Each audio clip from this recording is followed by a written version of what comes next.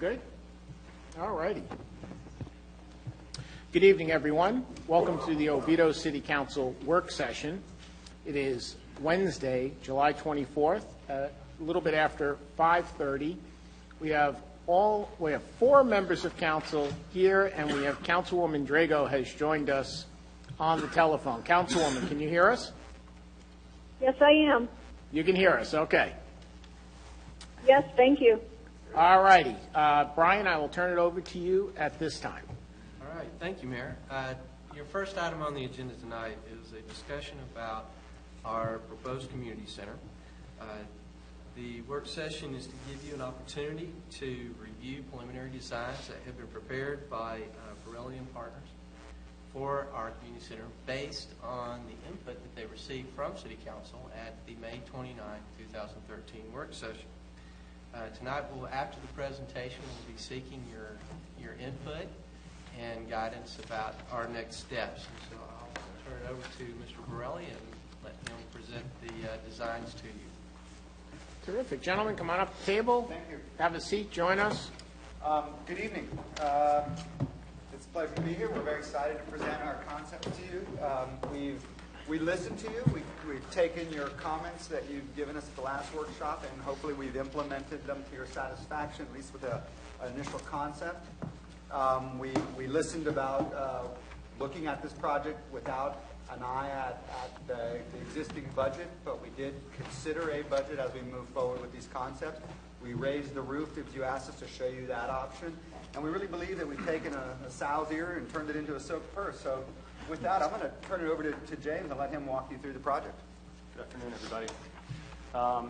Just want to let everybody know, as far as the first page is in our front cover slide, so if you could indulge me and go to the second slide, which is the site plan. The site plan is basically a site contextual plan. We just kind of wanted to put this out on view here for you guys to see the relationship to County Road 426. We're not trying to show anything as far as the site. We're focusing more on the building, not landscape. You may see some landscape later on in the presentation. That's just, for some very minuscule purposes of what could be. We have kept the bones of this project. I just don't want you to think it's just a cute building or a nice building that we ended up just placing on the site. We've actually used the infrastructure with the CMU walls and then basically the form of it, kept the structure and did some cladding and did some other work to it. As George mentioned, we did listen. We want to make sure this is a very contemporary feel with the materiality, and form does follow function. Next page is the rendered floor plan. The floor plan, I just want to kind of reiterate, we kept the majority of everything for utilities where they were. We just repurposed them, whether it was offices or the changing rooms, potentially open room 1 and open room 2 that's in the top right corner. And then we've also converted the multifunction into two, one large space, but able to be converted into two multi-use spaces, both totaling up to about 3,600 square feet in total. We've also created a lobby vestibule type deal before you even enter into that space, just to give you a kind of a break check-in point, so to speak, before you go into experience the facility. We've also created a terrace. We took the old area that's out there now, demolished that part already, and we put a new terrace in there that's covered, kind of an indoor-outdoor type covered area. And now you've got about 8,400 net square feet to deal with. The next page is some of our preliminary sketches. This is kind of how after we reviewed and met with you guys before, we kind of came back to the drawing board. This is where we initially just started putting stuff on paper, started looking at materiality, and just addressing your city council comments.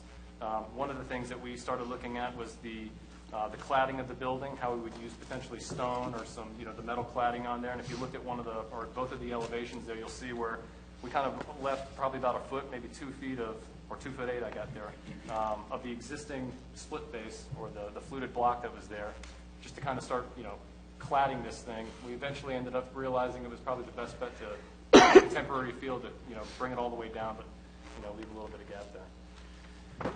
The next slide was basically just your generic elevations for northeast, south, and west. These elevations are pretty much massing elevations, to help with shade, shadow, stuff like that, just to kind of help play around with some of the geometry that we started feeling was very important within the design. And then kind of getting into the guts of everything.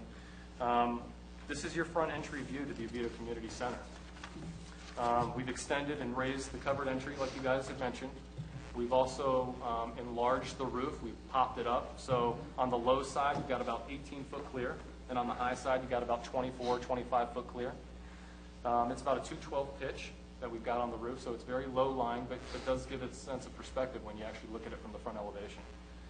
The proposed material finishes we'll have on the right-hand side as we go through the slides, but we're proposing wood ceilings on all three of the ceilings we're proposing over the terrace, over the front entry, and over the main large multifunctional area. And we're also proposing the Alucobond columns, which is a metal wrapped column. So these two that you see here are very predominant as it supports this large open plane that somebody mentioned already is Frank Lloyd Wright-esque.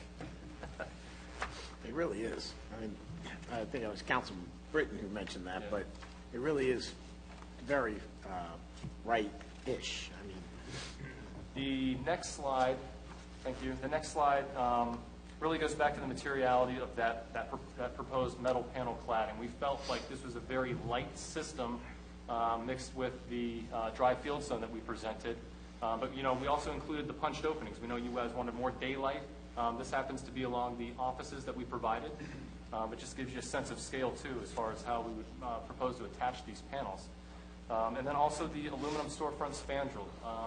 We understand that in the inside of the spaces, and if you'll indulge me, I'll point up to here.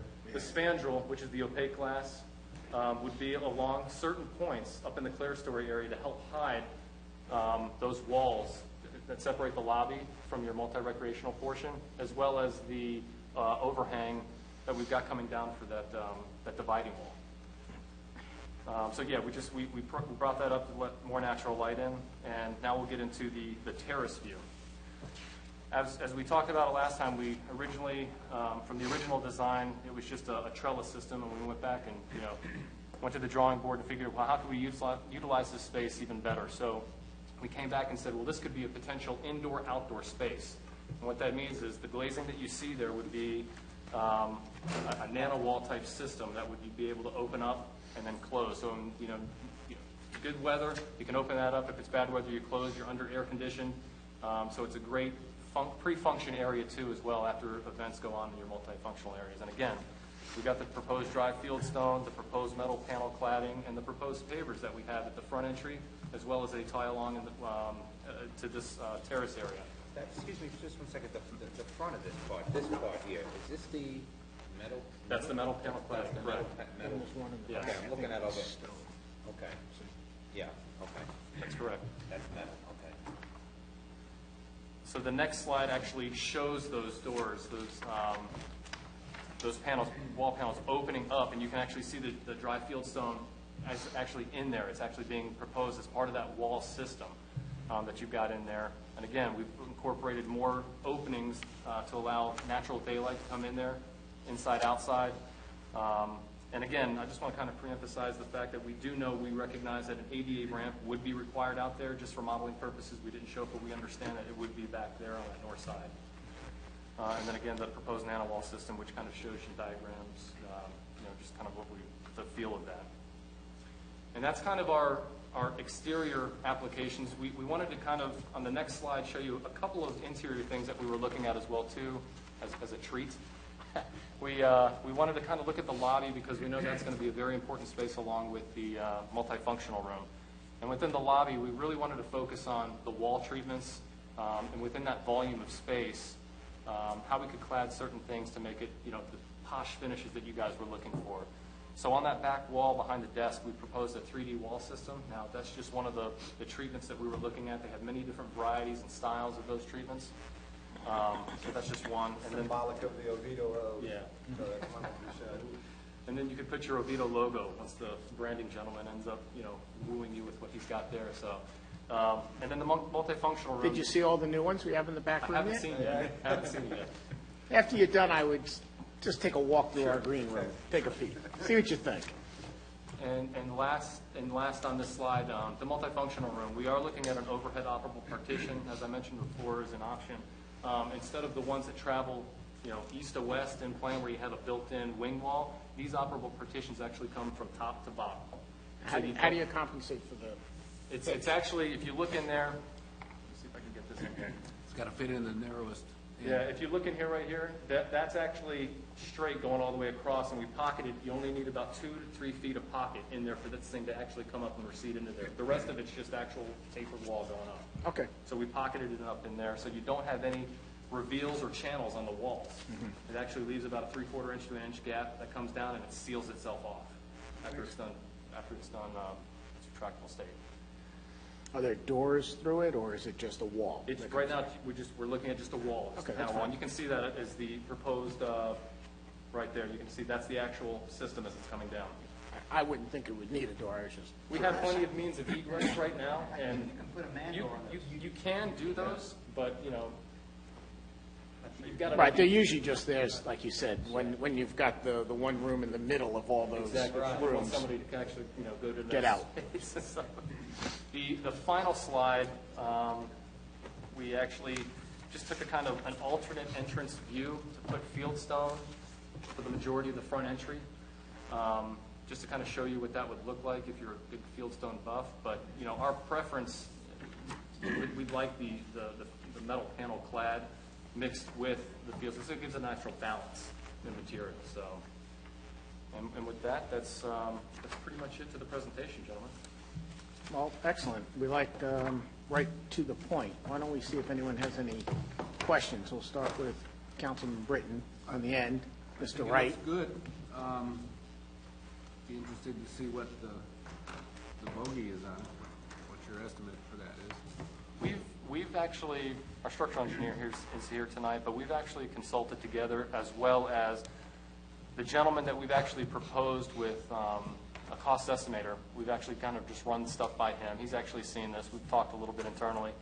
And as far as a renovation cost to this, it would be on the low end around $180, to the high end about $200 a square foot. And that's based on the finishes, you know, these very nice finishes as we try and get this to set the standard. And raising the, yeah, I mean, obviously, it's everything. That's everything in Correct. interior and exterior? It includes site as well. So that's what so it's like, I think, 1.5 to 1.68 when you do the math with the 8,400 or something like that. So that's kind of where in the ballpark of where we're at with the renovation numbers. And what does new construction cost? Anywhere between $2 to $215, and your demo cost, if you're looking to demo this building, would be anywhere between $250 to $3 a square foot. 3 being on the high side. Okay.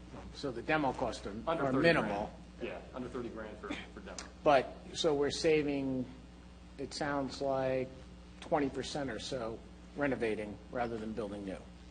Correct. However, if you do build new, that you would have utilities that might get, you know, reworked as well too. Because right now we're salvaging where the utilities are going, plumbing, stuff like that. So limited to where utilities are as well, I mean, bathrooms are where they are. Yeah. So if we repurpose the space again to bring bathrooms to the front, which normally that's, you know, typically where they would potentially be, you're rerouting your plumbing and all that stuff. So I mean, utilities are a little bit different.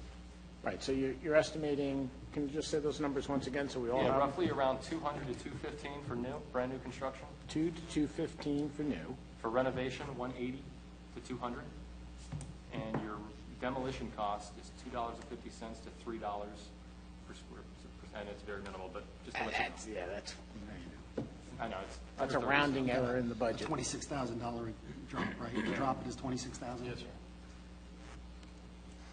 Okay. Anything else, Keith? I think that's good. I actually am fairly impressed with it. It looks good. Thank you. Terrific. Councilman Shank? I like the look too. I love that long wall of, the long metal, the long aluminum wall gives me too much of the look of the Amway Center effect. But I do like the mix in the front, but that long, whatever south, again, I gotta go look, which is southwest. Yeah, if you look at That wall, there's a little. Yeah, we looked at that. It's a little long on the of west elevation, yeah. the aluminum We tried for to me. bring in a little bit more of the natural field stone on the Yeah. back side of that to help cut that back. Yeah, that's all I would say. Is Sure. Otherwise, I'm a big fan of Wright, so it does remind me of Frank Lloyd Wright and has a great feel to it. Well, we know this is something that you guys mentioned before, trying to set the standard for future buildings, so. No, I do love the design. The design where you guys listened very well to us and came back with a great look. It really looks nice. I love these. I kept looking at first. I was telling Brian, I kept looking at the beginning. and I'm seeing these doors. I didn't see the doors in the back. I just saw the glass, and I'm like, closed glass, what? And then I said doors. I'm like, okay, they go away. Good. 'Cause And you're probably familiar with Dexter's Restaurant? Yeah. And that's an Anawal system. On a good day, they open that place up, and exactly, and at my old house, I used to have 3 pockets that slid away, and that's exactly. I'm like, oh, great. You know, when I first saw the first pictures, I'm looking at the glass and was going, Right. we glassed that in. Oh, why did we glass that in? But the doors really will open that space up and make it really nice looking. But really, great job. I love the look of it. Deputy Mayor?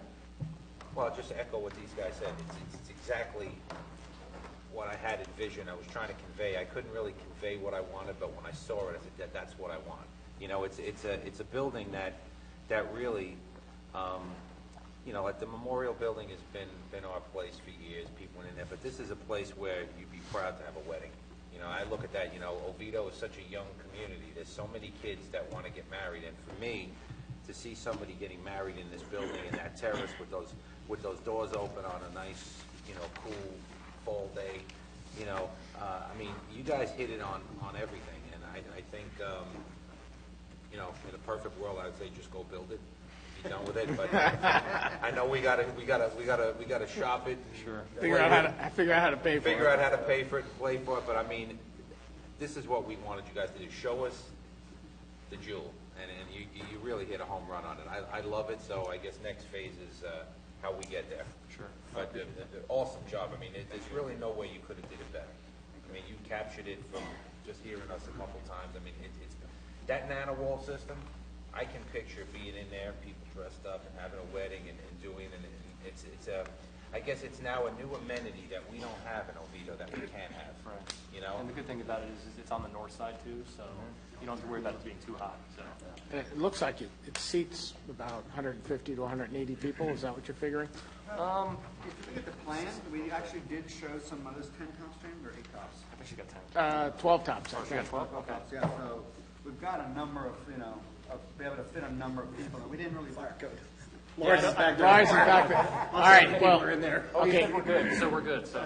All righty, gentlemen, just before we get loud and make it more difficult on Councilwoman, who is, we really appreciate her trying to listen, and she wanted to hear what was going on. This is something that's very important, this discussion and the next. Why don't we just turn it over to her? Brian, can Cindy hear us? Mr. Drago, can you hear us? Yes, I can. Okay. Tell her the floor is We can hear hers. you very well. The floor is yours. Okay, thank you. I do apologize because I can't really hear you that well, but I was following the presentation on my iPad that was sent to me. So I didn't get to hear everybody's comments real well, but I'll just give you my brief comments after looking at it. You did a very nice job. It's a nice building, but I feel that it might be a little bit too modern for what we're looking for, or what I have in mind, what I think it would do. I think a more traditional styling would fit better into the our historic downtown, which that will be part of in the future. I like the way that the side was done when you open the doors, but I felt that maybe the doors could be opened wider. I know they make like sliding doors that can just fold into each other and have a big opening instead of just double doors opening up into that space.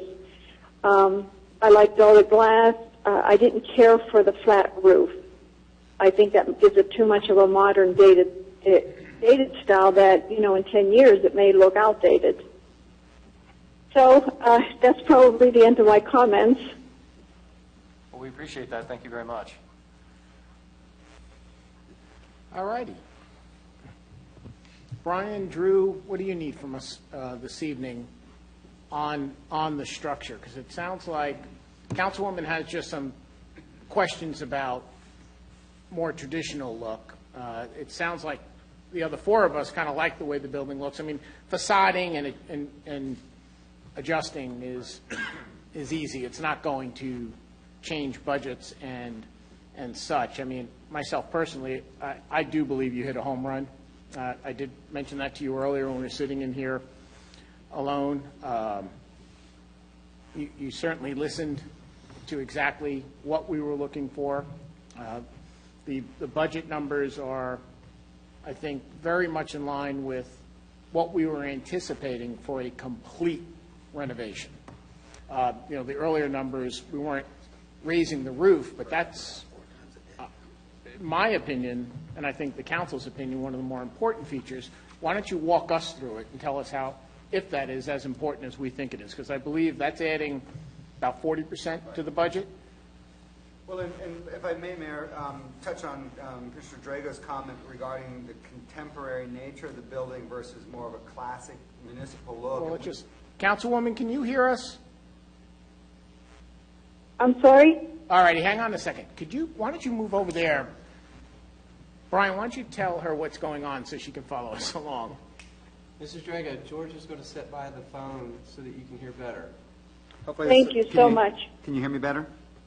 I can hear you better, yes. Excellent, thank you. I wanted to just address your comment regarding the contemporary nature of the building versus more of a maybe municipal or historic look, traditional look, and we did consider that. But we thought this not being a municipally functioning building, meaning it's not a courthouse, it's not a municipal office building, it's really an events venue where you do have a lot of young people in the community, and those young people tend to be looking for more contemporary, more state-of-the-art venues and locales. We felt that maybe we do need to tweak it a little bit to fit a little bit better in the historic district, and we could probably look into doing that, but that was the reason why we went in that direction. Primarily. I see. Thank you. And to the mayor's comment regarding the roof, it's an incredibly important feature if you're going to utilize this as kind of a state-of-the-art events location. The current roof, if we were to remove the pilaster columns in there, we would have to put in a fairly large beam to carry that span, which would eat up a lot of the depth in the ceiling. We could take the ceiling tiles out, expose the ceiling, but it's not been designed to do that. So aesthetically and acoustically, it would be a challenge. So without raising the roof, you're getting meeting rooms with very small, low roof and low ceilings, and it's not a venue that most people would want to go to. It would feel very crowded. I see. One of the councilwoman's concerns is pitched. She would rather see a pitched roof rather than a flat roof. Mm-hmm. Could you address how that works into the design as well? Sure. She'd rather see pitched. Thanks, Brian. Oh, you're talking about, yeah, I mean, I definitely wouldn't want to compromise the style of design. Having said that, I think the way it's shown now does lend to contemporary, as we've mentioned. If you bring in other certain roof elements and features, it may not have, because now you're putting more roof. If you do a double pitch or something like that, you're putting more roof and you're potentially even introducing another element of roofing material onto that. So I'd hate for it, you're driving by or experiencing it in a different element or a way of life and you could actually perceive it to be. So that. I mean, I think, there are probably 10 design options that could be developed for this, and we certainly could have designed a structure that had a raised roof that did have a pitched roof. Again, Councilwoman, our philosophy and design was moving forward kind of with this concept, and it lended itself to a pitched, a sloped roof, as we've shown. It's not that you couldn't put one on. We just, from an architectural standpoint, didn't believe that it was as appropriate as this kind of contemporary look. I don't believe it's a look that would go out of style necessarily, because even Frank Lloyd Wright's buildings are still very much liked and adored, and they use a lot of sloped roofs, as did a lot of other architects. So I think with the proper materials and interpretation of it, I think it could be a timeless element. And one of the things, James, I'm sorry. One thing I'd like. I'm sorry. No, go ahead. One other thing I would like to address about the flat roof, and I'm not an expert, so please forgive me if the question is a little, dated. Flat roofs, I've always understood, kind of hold water, and you have more problems with flat roofs. That the water sits there, it doesn't drain properly, like the pitched roofs do. Will we have trouble with that in the near future? Not at all. Again, if designed and built properly, you shouldn't have any problem. This is not truly a flat roof because the entire roof is pitched, so the water will have a positive pitch. The entry alcove or the entry porte-cochere per se, looks flat, but actually will have its roof, which you don't see behind the parapet, will have a slope to rainwater leaders, and that would, We would have internal roof we have drains that would internal actually roof come within drains. those columns. Yeah, and they'll come down the columns and drain out into the curb. Or to Okay, storm. and what about, see, I'm looking at the picture from above, Yes, ma'am. and it looks as if like that, the top roof will drain, since it's pitched, it'll go to the side, on the sides of the building underneath it. Correct. Yes, ma'am. See what I'm talking about? Yes, ma'am, and it'll be picked up with an internal gutter. It wouldn't be a gutter that you would see, it would be within that roof structure, and that would go down to an internal downspout and into storm. So you wouldn't see the collection of the water, but it would not fall to the next roof. Okay. All right, I understand all your comments. Thank you. Thank you for yours, thank you. All right, does anybody have anything else? Brian, what are before I have one last comment, but what would be the next steps? I believe we'll actually go into design and take the design to the next level. Start producing the construction. Basically, if council is happy with the design that has been presented tonight, Bradley and Partners, the gentleman would take it to the next step and start preparing actual documentation for us to be able to prepare to go out for bid in the future.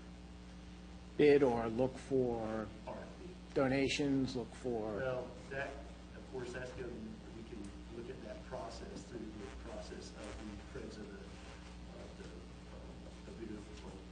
heart process being worked on. I believe we can look at that too. let Well, me, if we establish a design that we like, that's what I was thinking, is we can utilize the design.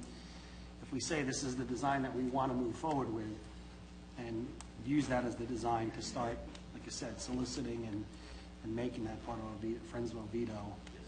I mentioned before the numbers. Obviously, we're not cost estimators, but, you know, we did have cost estimator on board for upfront services to look at it during the schematics, and I think at the 100%. So it may be in the best interest of council, if we go through this, to have him on board at least for that first initial, and so he can really get his feet wet and helping establish a number. That way you guys are more comfortable knowing where the ballpark where it would be at. well, that's kind of where I was going to go once we found out what the next steps are. I'd like to see you really just work on refining this number into, I mean, we realize that it can't be, spot on accurate, but, your cost estimator came up with a realm right now, and then maybe once we get into the project, a little bit of value engineering, I mean, before you know it, your 180 becomes 160 or 170. Potentially with finishes and how you choose your, the level of finishes, you're absolutely correct. So then that way we really have our target. The other thing, I've brought it up a few times, that I don't know how well it gets received, but, I'll put it out there as well for consideration, another thought process with the building while you're looking at all different things, and this is just from my perspective, is what if we considered taking the building, retrofitting the building as is, and making that into more of a community center, making it nice. I mean, I'm not just talking about paint and stuff, but not raising the roof, doing that outside patio, making the interior very nice, and then just building the events room right off the back of it. Sort of like what St. Luke's Church did, where they have the old church up front and the event building in the back. The building then becomes larger. The property in the back, we have had discussions with the property owners that will convey to us at some point in the future once we work out some details and council gets to look at it. So we'll have that additional acreage in the back to work with as well. Would this still be with the intent of, as a high rental space? Correct. I'd throw out this different, to me, it's why we want more room, and I'm not saying necessarily doing it for more room. I'm just trying to, I understand. I'm just No, playing with different ideas. The other idea is jump it, take it down for $26,000 and build it for 12,000 square feet. And make that the same design, expand upon it, and make it a 12,000 square foot, state-of-the-art, high efficiency building that utilizes the materials that we have now and are available, rather than utilize the shell that we're trying to utilize and the limitations that are therein to go we have a crossover point. Your numbers were 180 to 200, 200 to 215. Well, that 200 is dead in the middle, and they both share it. So I can say there is some cost crossover to dump the building and then to look at going bigger and saying, well, we have a limitation of 8,400 square feet, it seems, at this point. Why not look at the size we would really want? And there are no limitations. Put the bathrooms where they belong. Make possibly three, being able to split the three rooms in a different manner, have an offset room of this room and of that room, and, being able to provide all the things we said we really want to do and do it exactly the way we want and say it's right versus, it looks really good. I'm not going to say this is fantastic. I don't even want to say that, but we can get what we want by doing that. I'd be more inclined to do that and say this is still our design philosophy. I think it's a phenomenal design. I would use the same exact design, just expand it out, and then you got more. Make it more efficient. Make it more efficient and play with where things are. The interior, at that point, you have more room to play with the interior and really line it up. One of the benefits is you don't really need a loading dock in this building. And you have one now that we have to deal with. There's ADA issues it creates. There's sloping on the interior that we're going to have to do. We have to level out and deal with. So some of those things some of those problems we could eliminate by doing a new building. The site as well, too. We want to canter it a little bit to help the parking a little bit, make the parking a little bit better if we want to. Again, if we're going to have property in the back, shift it forward, backwards, whichever. Yeah, you had some discussion and desire about having an entrance for a bridal party and having a public entrance. Right now, you're bringing the bridal party through the back by the loading dock, not the most attractive entry. Even though we will make it look nice, it's still a rear entry. Whereas that could then be created as a true tertiary entry and then do more with that porch. Sorry, she's got my border off. Well, why don't we, with the consensus of all the members, if you don't mind, we obviously love the design. So I think you could work off of, yes, Brian, I'm sorry. Actually, Mayor, I was just going to ask if we could, with your consensus, have them look at one other thing. And that's the front canopy in the building, have it such that you could drive under it with a four-wheel. If there was a way that you could drive in so that people could drop off, I can understand, not be in the rain. That's just one small thing that I saw in the building, that if we could somehow make it such that you could drive under it, I think that would be a big plus. Yeah, we've already extended it, but extending it even further would not be an issue. So why don't, if I can paraphrase what I think I heard with the consensus, so we can move on. Well,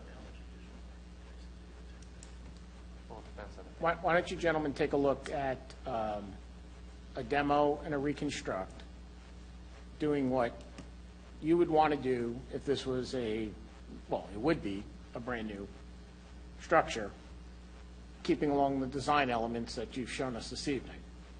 And then as a secondary, so we have a cost analysis, look at maybe renovating the front of the building and then adding something onto the back of it. That would be the true event hall, because then the front of the building becomes a true community center. So This is the other thing I'll throw out. With the shape and the water and everything you're saying, the first thing I thought of was, well, you could cistern it and then do the toilets the way, and then, why don't we look at going at that point green if we're going to bring a building straight up? Well, and one of the things- You can start looking at those kind of things and make that agree. There's going to be sheets of water coming off that roof. Yeah. Capture that water in a cistern like we do over at Public Works. It's the same shape as Public Works in that respect. And we can canter it. It is already cantered the direction. that it we does want look for a like the green. Public Works building. It is. That's It's pointed cantered out. in the manner that it needs to be for a green building, but to start looking at it as possibly, if we're going ground up, make it a green building at that point too. Well, and the possibilities of possibly building new is what you mentioned, Councilman Shane, is that you could efficiently build a building in a better possibility of usage. What we're working with now is pallet lays, and by all means, Borelli and Partners have done an awesome job, in my opinion. However, there could be some things built anew, could be changed change inside to make the building more functional for use in the future. The other night did too, is because you can look at the building new, larger on the space, and then also, and that's one of the things I had said the other day to staff, was you can look at actually having all of the rain from the roof line come underneath tanks underneath to be able to utilize for irrigation purposes, yada, yada, yada, in the future. So that, which we had discussed at one time for Sweetwater Park, a long time ago during the master planning. So that's the kind of things that you would have the ability to do if you do build new. Especially with the pricing coming in possibly around $200 square foot. Do you want one scenario to be what's presented tonight? Yes. Look, we're looking at 2 additional options just so we make the right decision before we go and design it. Yeah, Councilman Shank said with that crossover, when you see the 200 on new and the high end of 200 on recharge, it really does pay to do it. I have to be honest, I think that's too close. I think your reno number is going to be a little less, but that's just my Well, opinion. it just depends on, we heard Posh finishes, and like I said, we're not cost estimators, but we're just Coun- trying to. Councilman Britton would have- But you brought up a great point when you were talking to Cindy. Yes, we have a very deep history. Our next agenda item, we're going to try to balance that history with the future. But, you hit it right on the head. Everything cannot be old or look old, because if you look at all modern cities, there's a lot of modern stuff. And, like I think the mayor just said it, this looks a little bit like our Public Works building. Most favorite building I have in the city. It's modern, it looks cool, it does things that no other building. So, definitely don't lose this site when you're designing the new one, And I think we talked about the bathrooms really should be up in the front, so this will give you guys some opportunity to do this the way a modern building should be. But I got to tell you, you took an old building and showed what could happen. This is this old house. transformation. Big transformation, exactly. It was. It's like you raised the USS Arizona. Does that sound like a plan, Keith? That you're the only one? Well, Tell us what you're thinking. what I'm thinking is this is a very good example of what we call scope creep. We're going from something around, I don't know what we were thinking, $1 million, $1.5 million, to now we're up to maybe 2.5 to 2.8 million. If You we were go- more like at just under 700,000, and we're now we're $1.5 million, $1.6 million. Yeah, and then if we go to the 12,000 You're build new, that's 2.2. Oh, two, yeah. I don't know how we can give them good direction with that wide a field of view. We don't want to be penny wise and pound foolish, so we want to look at everything, but sooner or later, we're going to have to bracket this thing a little bit and get it within something that's a reasonable budget that we can. Well, that's what I was saying. I mean, they really took what we have and maximized it. So if we go along that thought process, maybe the first scope should be really finding out what this would cost us. Yeah, And what then I we'll would have- like to see is what I call a confidence factor in that estimate. I think I'm using $200 a square foot, and I'm putting about a 70% on that versus maybe a 40 or 50% on the 180 per square foot. And that's true. Like James mentioned, we are not estimators. It's not our expertise. We would need to bring our estimator back in. He was cut from the scope, but we would bring him back in. And we believe it's value added to get an estimate initially, because we can sit with him, go through the plan with him, talk to him about the thoughts we have, and he can put a price to it. And then ultimately, once construction, whichever option you decide to go with, once construction documents are done, he'll do a detailed estimate. So we'll know what this building, and this is an estimator who works in the construction industry, so he has real numbers, he gets real pricing. It'll be very accurate, within 2 to 5%. Well, that's why I went to Councilman Britton. This is his field of expertise. I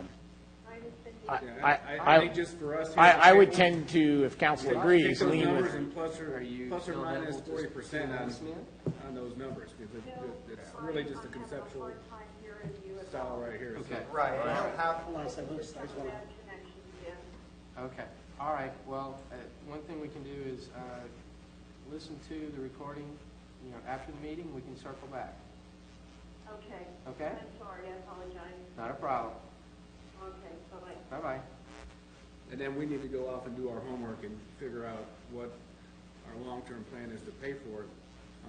So you would rather them narrow down what they put in front of us, so we Well, get, that's one thing, but maybe if you could show us how you would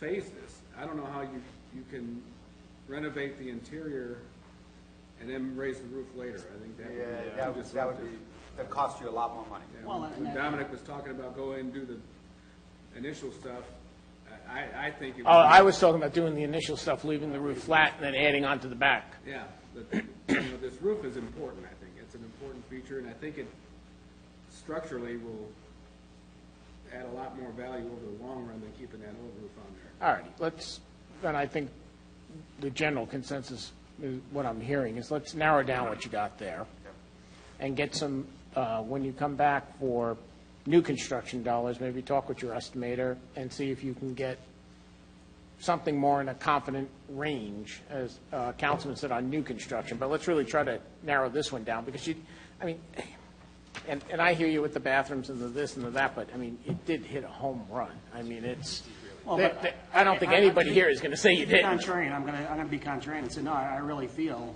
we have to decide, at least start making some decisions, what we want versus keep doing this, because I look at this and say, they did do a great job on the design, but what do we want out of the building? There's no need to rush it. We bought it a year ago on the fact that it was a great deal, let's get it, and we'll do it right. And I'd rather investigate, get more information on what the differences may be in cost versus, because again, the long term is I get more use, I get more efficient use. So whether it's I'm going to pay for it up front, and I may pay a little bit more because it is scope. I mean, it's creeping up, but I may pay more up and get much more use out of it and a more efficient building than get it faster. And I'd much rather, I got so much going on across the street as I think, and the bandwidth of how much bandwidth these guys have to do all of this stuff at the same time. Well, I'd rather see this go slower and do it 100% Work right. on, to get to that point, when you work on that, if you could give us a phased estimate so that we could maybe do demo and site work 1 year, and then budget for major construction next year, and maybe finishing the year after. We have to spread it out over a longer period. It probably has a little bit of cost to it, but we can afford it easier, like buying a car. We can spread the payments out over. Well, and we're looking for help to build this. That's our ideology, was looking for help to build this. Well, but I guess the question is, do we want to knock this thing down or renovate it? Let's see what they have to say. So we need to know what the numbers are. And I'm going to disagree with Councilman Shank. I don't necessarily think we have to knock this down. I think that we can make this work within a budget that makes sense for what we need. But I completely understand where he's coming from. If, you actually hone these numbers down and, the difference becomes, $20 or $30 a square foot between renovation and new, well, that changes your decision. I agree with the mayor on this. You bought this building, as much as I had some concerns with it, Councilman Shank did when we bought it, it'd be nice to turn this, I'm gonna say it's dilapidated, but it's not nice, into this show place. But I think the key thing here, and he brought it up a little while ago, is the renovation costs, I think are gonna be a little less than you think, especially when you bid it out, people hungry for work. We see bids come in here all the time, they're all over the place.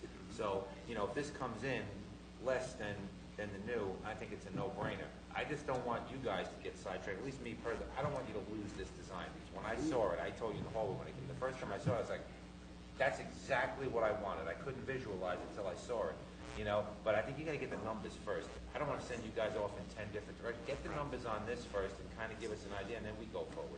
We got plenty of time. So if I'm hearing correctly, we need to revisit our estimator's number, get approval to bring him back into the project, and then have him do as detailed of an estimate as he can on this concept. Correct. And then get us more of what the Councilman Shank and Councilman Britton also want to see as part of this scope is new construction, not just a guess. Something a little bit more. It'll have to be Give us a ROM. This is a ROM. Give us something the same confidence level of this, but a little bit more confidence in the existing concept. So if if we're estimating to get it, and at this point conceptually, I won't call it a detailed estimate, but it'll be more detailed than what we're telling you as 180, 220, that's our price in square footage. But for new construction, we have to give him a design. I mean, he'll want to know, unless we just say, okay, the bathrooms will be probably located in another place, but about the same size. I mean, for him, it will be a takeoff estimate, so we would need to That's what do a confused me when design. we were talking 12,000 square foot versus the 8,400. I think Well, he can get more, he can get better use out of a bigger Say if building. we were to build this. Build, Bigger. say, give us split it square three foot different, cost. three different, have three different. Yeah, if we're going to rooms. build this bigger, because that'll give you a room or two more, and then at least you can get us just something. We need to see it. And nobody is saying, go forth and build this. I mean, I don't necessarily think we have to take 2 or 3 years to build it, but that's a decision the council will make as a whole as we narrow it down. We've got to have a scope. We've got to know what we're going to do. We've got to know how we're going to fund it. We're going to go out. We're going to fundraise for it. I mean, there's a whole bunch of different steps in this process. But I think you wrapped it up very well. Yes, Drew, I'm sorry. I was just going to say that with a building like this and possibly building new to try to get the efficiency and the usage down, there's a lot of things that Borelli can look at. I mean, you can always go up, keep the same size of the 4 square footage down below to maximize that 8,000 square foot. Your offices and other things don't necessarily have to be downstairs. So you maximize your space, put a couple of offices upstairs for staffing, storage and stuff. You could put things like that and maximize more space for the overall usage. And it might not increase your overall square footage cost that much because on this, a good percentage of this is going up top and turning the roof off and doing it. If you build the roof line or build the building that capacity, I mean, we have to talk with the cost estimators, but that could be something you could look at. I'm just saying if you don't want to 12,000 square foot.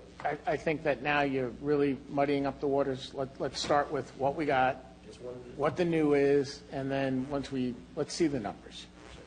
Because there's a big difference in the number between $200 a square foot at 1.7 million and $150 a square foot. I mean, that's a $400,000 swing. So we don't know what it is. I mean, personally, if you came in to me and you tell me that this renovation, as we're looking at, it's 1.2 million and it's going to do everything that we want it to do, well, that changes the conversation, and as opposed to new at 2.6. And I think it would change all of our thoughts, but we don't know that. And I think to Councilman Schenk's comment, I think it would be a functional community center, event center. I think it works.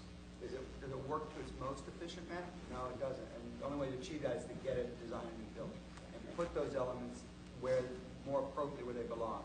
I still think it would work. It will look great and will function as you want it to function. Probably not as an ultimate or optimum manner. So. Well, let's just see where the numbers land, and then that all, as Councilman Brayton said, then it all becomes part of the conversation. Then it might become, okay, let's build new, and let's phase it over a couple of budget years. But, again, I don't want you to leave here, and I don't think any of us expressed anything but, I mean, you hit a home run. I don't, and you listened, and you certainly, like I said, you smacked it out of the park. We really want to see now, regardless of where we go, I want to see what you guys spent all this time on, how much it's really going to cost, because I think he just hit it. It's going to be less, and my feelings, my crystal ball looking down the road, I think the numbers will come in fine, and that's going to be our thing. And it just bodes well with me. Like I said, when we voted on this, I didn't like the building because we didn't look at anything, but we had an opportunity to get this, and we had a donation, and it made sense, right? But now that we got it, and it's ours, I just feel like, for me, I want to take this dumpy building and make it look like that. I want that before and after. Dumpy's a strong word. That's Older. That's a dump. I mean, let's call it what it is. It's not a dump, but dumpy's the wrong I word. don't think so. I don't The only thing to add, and again, price-wise, it isn't that big of a deal. Don't forget what Mr. Cobb asked for the portico. Go out a little bit further. If it's possible. I'm not sure how we would do that with the current site layout, but certainly an achievable much easier achieved with a new building because we can then amendment the site more. Sure. Well, But you know, we'll look at that. I don't think it's impossible. Kind of have to bring those columns out a little bit, and extend that a little bit. out Yeah, towards if the you have the drive aisle and parking, and Right. then you have the green space, it almost has to span that whole thing. Yeah. Well- Aisle of parking on the other side, too. you know, there's a whole bunch of, you know, Councilman Shank said it also. I mean, we have a lot of great things going on in the city right now. This is another one of those.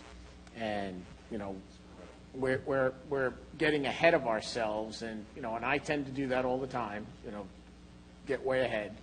But, you know, when you look at the acreage that we can accumulate in the back, when you look at master drainage for the historic downtown, when you look at possibly creating a huge lake right next to this building to accommodate those types of functions as we go forward, I mean, the focal point of this becomes bigger and bigger. It does, yeah.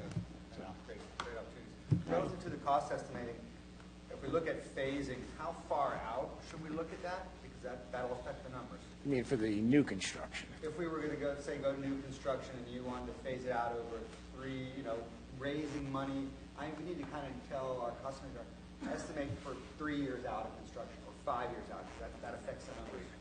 So if you can give us an idea, with, you know, peak in time. I would say 3. Okay. That would be 2 full budget years. Yeah, escalated. Yeah, because you figure 13, 14, we're in it We're already. looking for a baseline right now, we're gonna adjust when we vote on it. Thank you, guys. We appreciate it.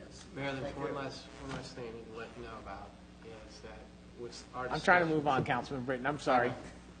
I just want to let y'all know about it. We're going to have to bring back their scope for you to approve, because this is going to require bringing the estimator back in, also some of the other architectural services. We're going to, it's add-ons to the scope that you originally approved, so we'll be bringing that back to you for approval. Let's just do it right. Thank you very much. Thank you. Good job. Great job. Thank you very much. Anybody need a quick 5-minute break? Sure. Okay, yep. Quick 5 minutes. We'll let everybody else set up, and be right back.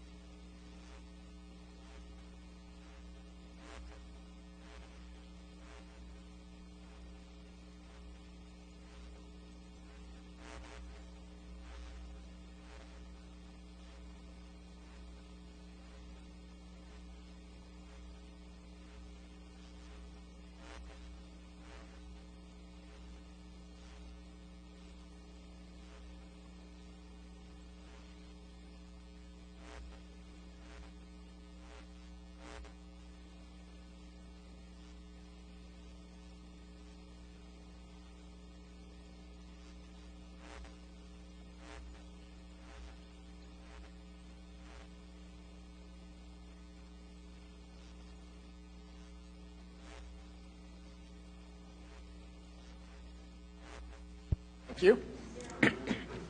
Mics are hot? Okay. Video's rolling? Okay. All righty, we're going to reconvene our work sessions a little bit after 6:30. Turn it back over to Mr. Cobb for a brief introduction of our next item. Brian, the floor is yours. Thank you, Mayor. Tonight, we have, we're to put on my city planner hat. I would say I'm about to do something really spectacular.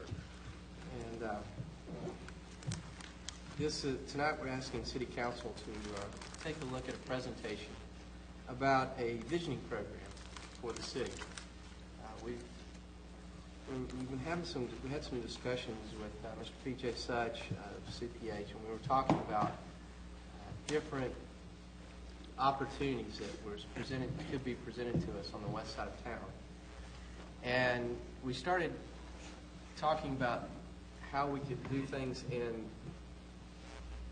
one thing led to another, and we started talking about a vision. And Mr. Such then brought in Mr.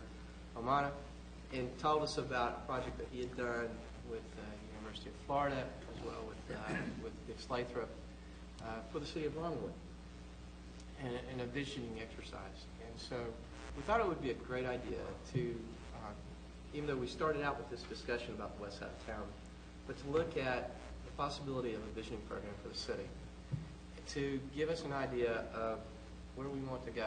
If you really think about it, Oviedo is a very young town. We're not even 100 years old yet. And so as far as cities go, we're still in our infancy. And so creating a vision, a long-term vision that goes well beyond what we've ever thought about. I mean, if you think about our comprehensive plan, it goes to 2025. That's about as far out as we've looked.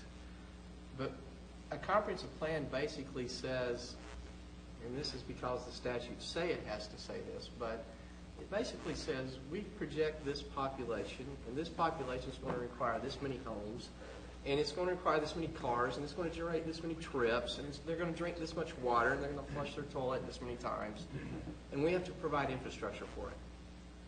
When you're talking about a vision, you actually get a chance to use your imagination. You get to think about what the city will be like in the future, what our children will inherit, what our grandchildren will inherit. And so we asked Mr. Romano, Mr. Such, and Mr. Dix to come in tonight and to tell you about a process, a visioning process, that to see if you would like to go off on this adventure. And I will tell you, it's an adventure. This isn't something that you just do overnight. It's a process that you have to go out. It takes many turns. It's never a straight line. And I think they'll tell you that. But it's also enjoyable. And in the end, I think the mayor said it best the day that we were talking about it. I'd like to be able to put something up on the wall and say, this is where we're going. So I'll turn it over to Mr. Romano, Mr. Such, and Mr. Dixon. I'll let them tell you about this visioning process. The only thing I'd like to know, Brian, is when we're done, are you going to write us another postcard? Yes, sir. Okay. I'll write another postcard. Have you gentlemen ever seen that? I haven't seen the postcard. Brian, could you supply them with the Yes, postcard? sir. I'll provide them with the postcard. We had a visioning session many years ago, and the last exercise was to write a postcard as if it was 50 years in the future, and you're writing it back to your relatives. And boy, did Brian write a postcard. It was a mini Reader's Digest novel, but it was a postcard, and it was pretty cool. Great. Did you put that postcard in the time capsule? No, Copy sir. of it? Oh, Lars, dig it up. Gentlemen, the floor is yours. Thank you. Thank you very much. Well, I'm just going to start. This is my contribution to it, and then I'll let the experts take over as far as all that goes. But You're just here because you're a resident. That's right. That's right. I'm going to partially fund some of this, so I want to. But so I came up with I borrowed from one of the great sages of our modern era. If I could have the next slide, please, from Mr. Yogi Berra. If you don't know where you're going, you'll end up someplace else. And so, with that said, as Brian had mentioned, this really just started to blossom from ideas of some potential opportunities that could be coming to the city, and how we could really capitalize on that and continue to move the city forward and utilize these assets, potential assets, some contributions maybe from development coming in, some other opportunities that might come from the state and so on, that we could really make the most of it. And then so we started on one side, and then before you know it, we said, well, what about the Westgate area? Well, what about, where the hospital is? What about the north end of Oviedo Boulevard? And we started to steamroll, and then all of a sudden realized, you know what? We really should be looking at it from a citywide endeavor. And how can we take all the work that has been done, and the city has done some very good work in the past envisioning with master plans of downtown, the comprehensive plan, with parks and recreation plans, with historical surveys. There's a lot of good information there that has been conducted, some good studies that have been conducted, but usually specific and really narrowed to only a certain specific project, a specific area, or a specific focus. Now we're looking at stepping back, going up a little bit higher, a little, beyond the finishes, if you will, to now a global view. So with that, then I'll hand over to Javier and to Jeff. They're talking about what kind of a visioning we're talking about, how it could possibly be conducted, and the benefits that could be yielded from that. Gentlemen, maybe next slide. Great. Thank you, PJ. Javier Armado with CPH. I'm the Director of Land Planning Services. I've come before this board on many occasions relative to the hospital and such, and other fun projects, the trail, which will be coming before you shortly, have the hospital. This is a part of planning, land planning and land design that I really love.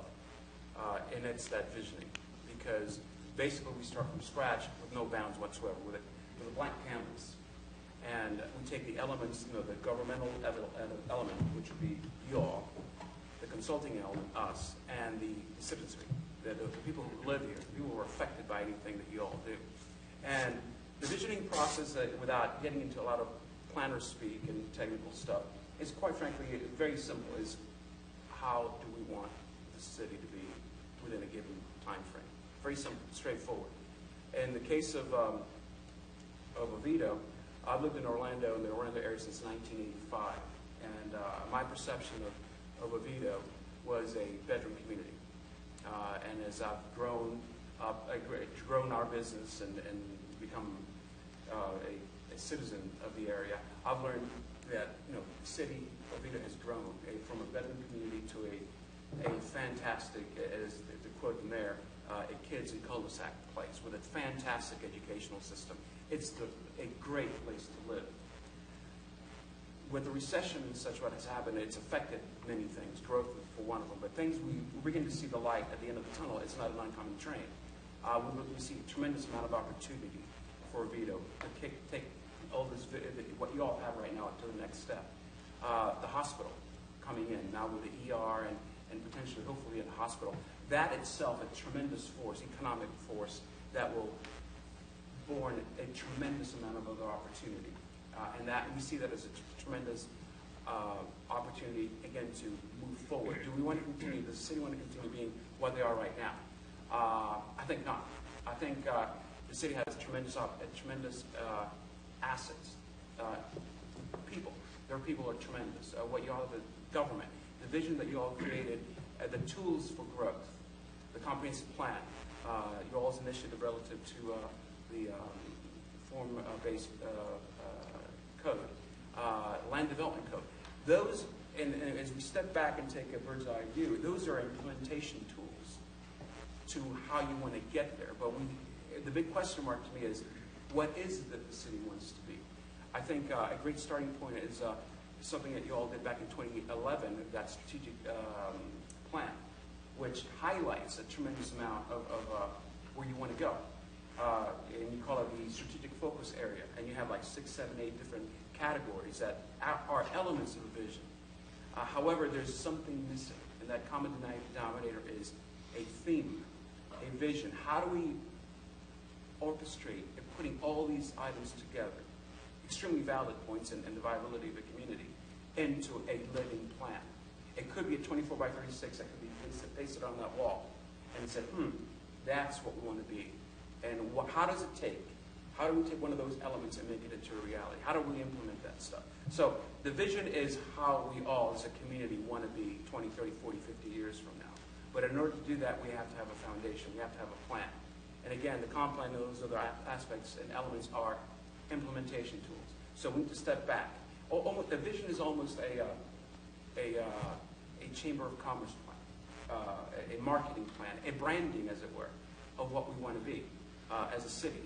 I see a tremendous opportunity to create economic growth and become less of a bedroom community to Orlando and become a self-functioning entity with tremendous business climate, a continuation of great educational system, and tremendous neighborhoods, and create nodes that feed off each other. The connectivity of all those aspects are very tremendous. And again, it's desired. Where do we want to go without getting into too much technical stuff? And why is it important? I think I just underlined that, the fact that we need a common denominator. I think the city you all could very well say, we want to stay the way we are right now. We want to rock the boat. We want the status quo. I think that we would, collectively, we would be missing a great opportunity because we're maturing as a city. I mean, I recall the city's beginnings were basically agricultural based, with the Duda family and other concerns. I think we're outgrown that. We become more of an entity. We are, to me, I mean, a great opportunity in Seminole County, and I think the initiatives that you all have had with the county itself relative to the medical corridor, the innovation corridor that I forget the name of the word. Seminole Way. Seminole Way, thank you. That was a great initiative. It's had some bumps along the way and some false starts, but I think with the visioning, I think with Oviedo being part of that corridor, I think is a great opportunity to enable that process to start on a sound footing. Again, I mentioned the fact that you all, and Peter mentioned also the fact that you all have some very good foundation of work for work products. There's a downtown plan, the form-based initiative, and all those things are great elements of the vision. And what we need to do is tie all those elements of one overriding theme that identifies the city. It's a branding of the city, and on the private side of what we do for a living, we have a lot of clients that are national clients, corporate folks that want to relocate to certain areas. What do they look for? They look at what the community that they're potentially looking in, moving to relocating, schools, the environmental stuff, business opportunities, the transportation system, connectivity, recreation.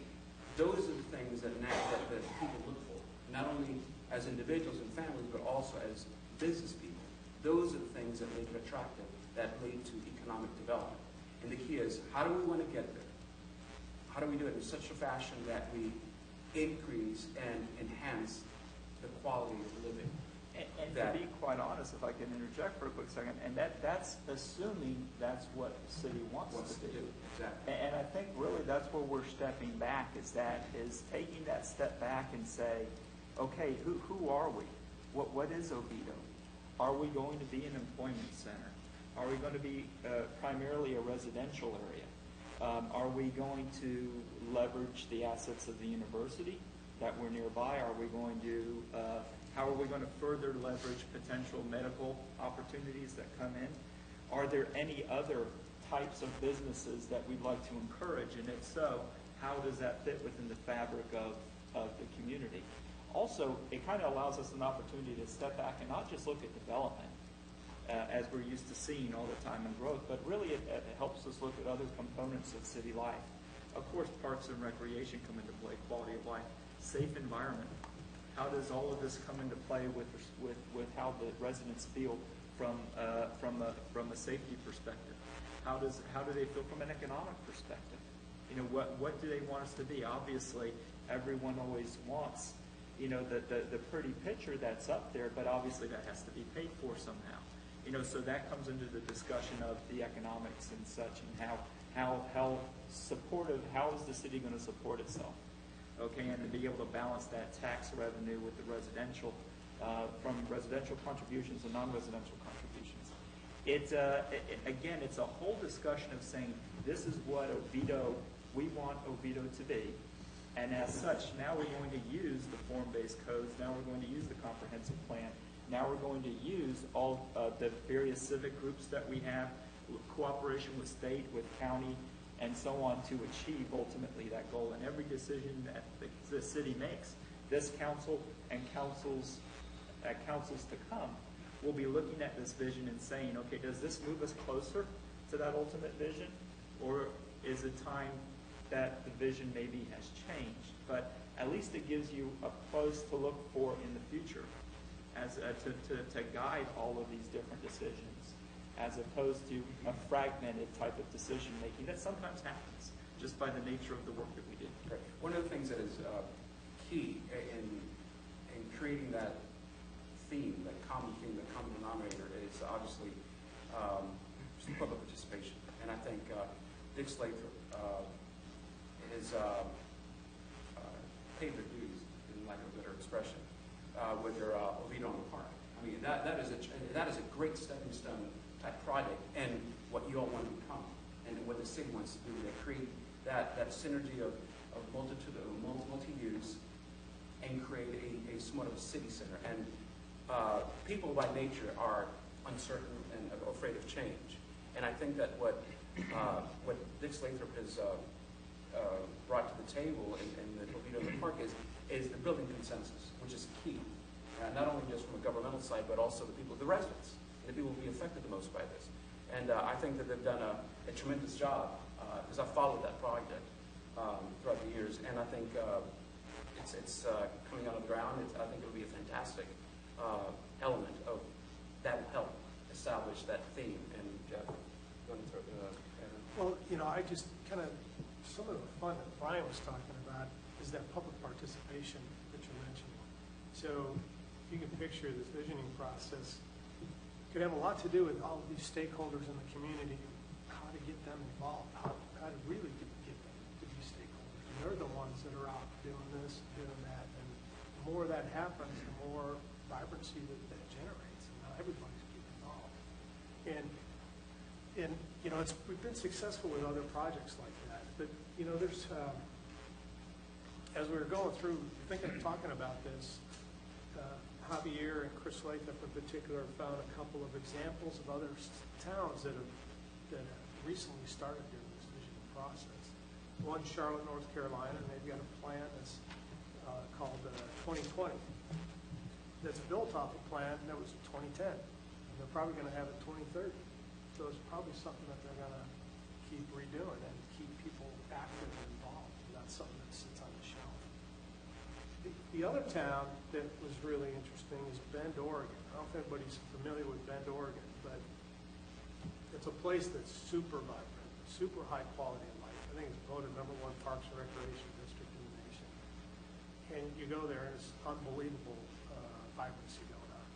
They have volunteers like crazy for all kinds of different organizations. So they have this Vision 2030, and they've broken it down really interesting. And what they do is they have a goal that's a well-planned city. They've got specific projects, 3 or 4 projects listed, that these are the ones we're going to accomplish in the next 10 years. And they go after them. And so they have vibrant economy. How do they, what projects are going to keep that? So in any case, I just want to throw that out there. They really get the people involved. So the process that I think we're proposing is that we go through the process of getting people involved. Jeff brings a very interesting point up, is that, and we see it in both private and public work, is that the viability of a plan is a direct function of owner sign-off. In this case, would be the citizen sign-off, the full participation in the vision. Without that, we have nothing. And secondly, is funding. Just because we collectively we come up with a plan, the pretty picture, and identify certain potential projects, it cannot just stay there up on a wall or on somebody's shelf. And we need to then carry it through implementation, funding sources, not just locally but state, federal, and work on it. The critical to what we do is follow through, tremendous, and obviously to have that engagement, that buy-in from the elected officials and citizenry is key to any plan. This is where PJ threw in some codes. I'm going to throw in a couple of my own, just one, that ties it to vision. And this is Gertrude Stein, made a statement relative to San Francisco back in the early 1900s about there's no there. And if you visit San Francisco, to me, it's one of the greatest cities in the world because there is a there. Transportation systems, there's an image, there's a branding, a very dynamic city.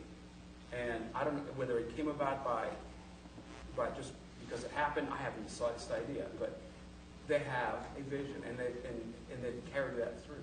So first statement way back then, perhaps it was suited for the time, but it's not applicable now. And I don't want us to, 20, 30 years from now, somebody referred to Oviedo, there's nothing there. So, because there's a tremendous potential to create a unique community, continue that and enhance the community. The components, we talked about the components, Jeff talked about them, and then the process itself. I know key is data gathering. The city. This is a potential process. This is by no means has to be the process, but this is a process and one that could ultimately lead to the development of a plan. Correct. And key is the database that you all have, which is you have a tremendous amount of data over the years and of commission studies that have been commissioned and such. But also is the citizen participation aspect of it. Engaging the community, the outreach of the community is key to any type of visioning process. But also, you all as elected officials have to help us give us some idea as to what you all want to become. So you would sit with the stakeholders Yes. first in the process? Well, and that's a Or sit potential. with the electeds first, then go into the stakeholders? Or it could be both. It could be a blend. And one of the, I think, strategies that would be could be recommended is something to the effect of starting small with a group of stakeholders, elected officials, business, major landholders, major businesses within the city, some certain citizens that have different interests, and they could form, in a sense, a steering committee with respect to the vision.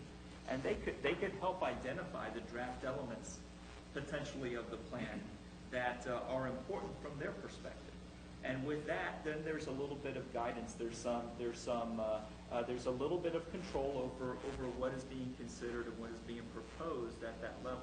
Now, there's an alternative to that process, and that would be to open it straight up to the public, from the very beginning. But as you can imagine, at that point in time, then things, everything is up for consideration, and it can take on a life which is very big and very large, and which may or may not be something that the city is able to do or wanting to do at the time. But if you were to take that steering committee, develop some draft elements, that could be brought to the public and presented for public input and gain their participation. And their participation, I think the public participation, the citizens' participation is key. And that was similar to the process with Oviedo on the Park, where we set up the basic elements of the vision, and then the what do we call that committee, Brian? The Downtown Study Committee. right, Downtown Study Committee got together, about 60 folks. I mean, there were stakeholders, there were some citizens who joined the group, there were planners in the group, there were realtors in the group, school board was part of the group. We got everyone involved, and over a course of 18 months maybe, what became Oviedo on the Park came out of that, the first iteration. Because we all have our vision. We really do. We Then all Dick have our Lathrop vision. brought it into the second iteration, and now we're realizing the third.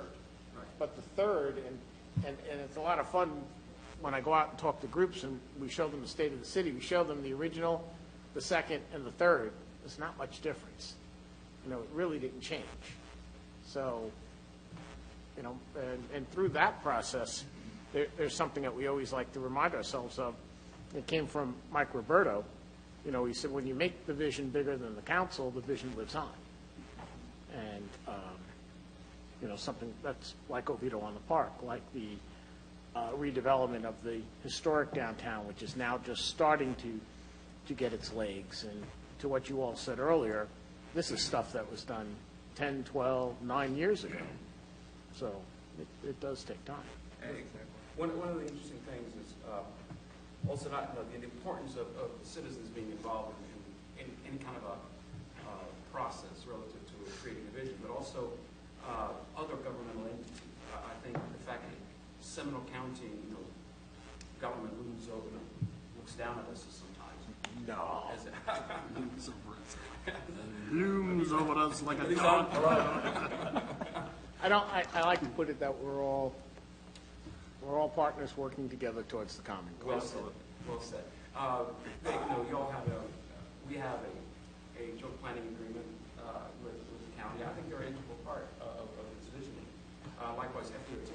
I mean, given the fact that now they're thinking about widening 434 and the impacts of that relative to the old downtown. I mean, that to me, wow, that's something interest that needs to be balanced in some fashion. And that's a great point. Get them involved way front in the process.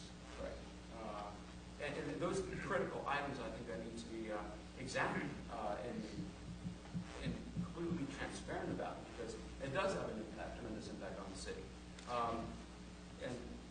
Also one of the things that we're working on right now, which actually were part of the conversation we had earlier, a couple months ago, was the involvement of government relative to any kind of visioning process. Dick Lathrop and us, we've been involved in the city of Longwood relative to their downtown and the impact of how to accommodate the Sunrail station and the impacts of that. And it's just not just a stop and trail. I mean, a train stops and people get off. No, you need to. You have to have. How do you handle that? From a parking standpoint, from an infrastructure standpoint, from an urban design and massing. What do you want to do? I mean, it's not just get off, kiss and ride. No, you need to create. There's a tremendous opportunity to create. There's a lot of energy to be had there. And how do we absorb that energy and make it into a viable, productive, end result of that stop? And it's all part of the vision, and that's what we did with the students. And one of the things that I learned, never told to learn anything, I learned everything, something new every day, is the students, when they toured the city and went back to their studio, they thought, they thought big. There were no limits. We somehow, as consultants, are somewhat jaded because we get hammered every day by the Water Management District or FDOT. You can't do this, you can't do this. We're always trying to push that envelope. But these folks, these students were, there are no bounds. And one of the things that I've learned is that you have to think big. And when it comes to visioning and design work, you think big. And then you identify those opportunities and constraints, obstacles to be had, and if it makes sense to push that envelope, we push it. And the city pushes it. We need to push it and get behind that idea and make it happen. So to me, it's a tremendous challenge. We see it every day in what we do, and I think that the city is in a unique position to move forward and take advantage of some of these opportunities.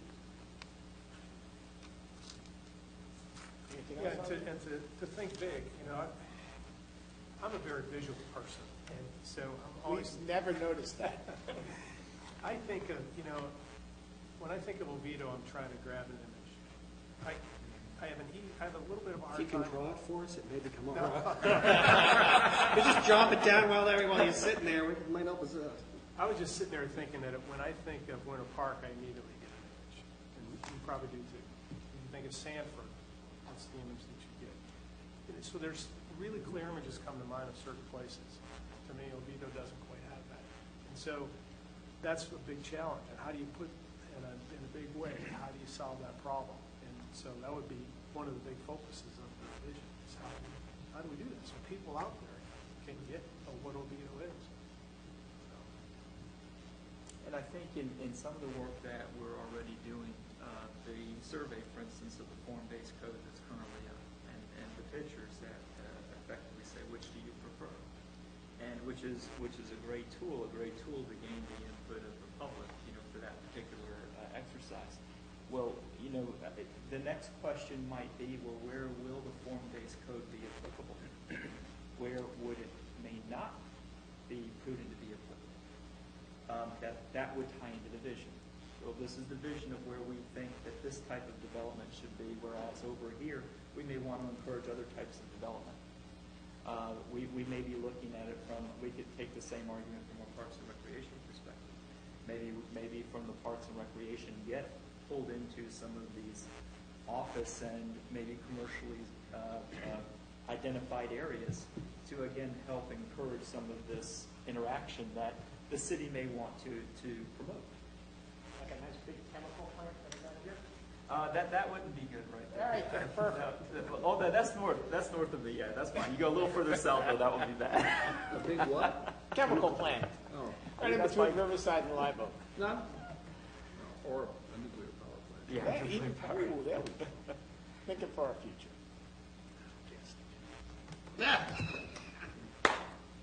Well, you know, What did he say? Gas station. you said a lot of things that I usually don't write much. I got 2 pages of stuff. Look at you. Well, you know, this is, quite frankly, this is right up your alley. Yeah. Where's You know, NASA going next?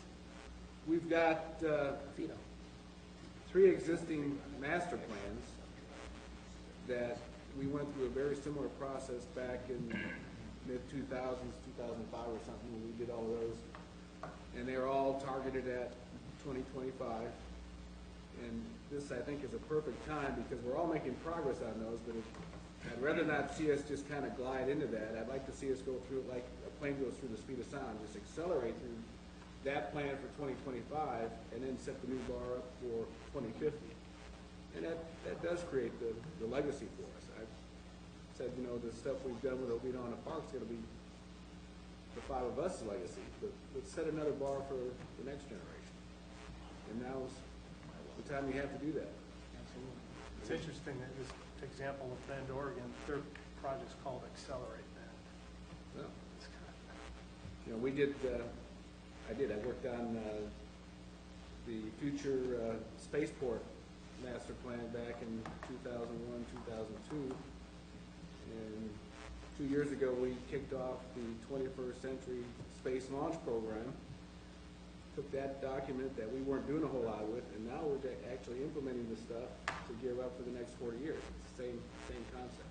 You know, to be viable and an ongoing concern, you've got to reinvigorate yourself. So, And the implementation, I think, is you know, obviously is the key to success. Is once it's all the time has been spent in developing it, and the implementation and the tools are there to implement it. The comprehensive plan, the land development code, or some form of the code as develops, which may or may not change depending upon the results of the visioning plan.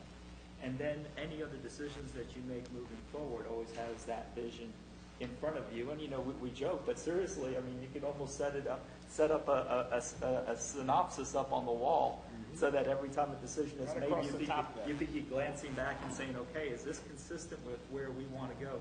Or better yet, as you were mentioning before with, I think it was the Charlotte plan, is it time to take another look at our vision?